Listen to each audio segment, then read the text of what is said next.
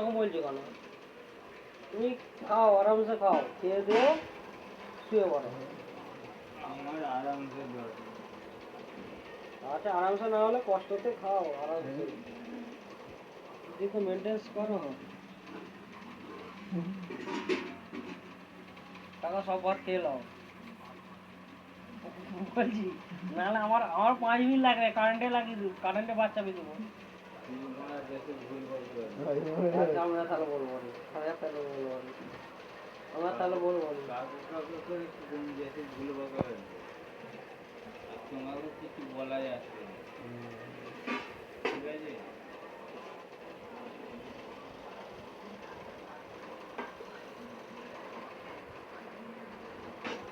সাধুকে যে দীপদা কবি, সাধু যে ফোন আনছিলে, আমার ফোন এনেছো তো?